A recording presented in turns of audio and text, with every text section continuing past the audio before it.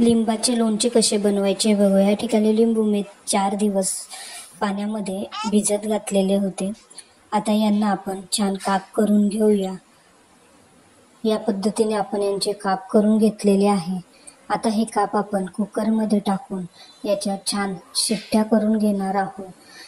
याच्या शिट्ट्या आपण जास्तीत जास्त 6 ते 7 करून घेणार आहोत. या ठिकाणी आपल्या शिट्ट्या होऊन झालेल्या आहेत.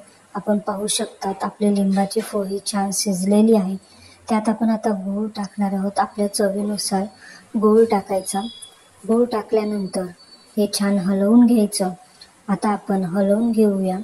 तुम्हाला माझी रेसिपी कशी वाटली हे मला कमेंट्स बॉक्समध्ये नक्की सांगा. आता आपण परत कुकरचं झाकण लावण्याच्या 2 शिट्ट्या करून घेतलेल्या आहे. या पद्धतीने आपण ते परत हलवून घेऊया. छान बघू शकतात आपलं छान गुळाचं देखील पाणी झालेलं आहे. आता आपण एका पातेल्यामध्ये तेल गरम करायला ठेवलेले होते. हे तेल छान गरम झाल्यावर त्यात थोडंसं जिरं टाकूया. जिरं टाकल्यानंतर ते छान जिरं लालसर होईपर्यंत होऊ द्यायचं. जिरं छान लालसर झाल्यावर आता आपण ते लिंबू गूळ याचं मिश्रण हे त्या तडक्यामध्ये टाकलेलं आहे. आता हे छान हलवून घ्यायचं. थोडं घट्टपणा येईपर्यंत हे छान हलवत राहायचं.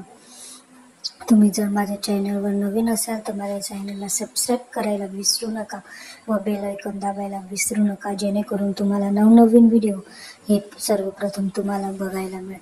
यात आपण आता चवीपुरतं मीठ टाकलेलं आहे.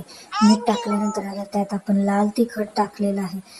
लाल तिखट टाकल्यानंतर हे परत छान हलवून घेऊया व आता याला परत आपण 2 उकळी येईपर्यंत छान शिजू देऊया.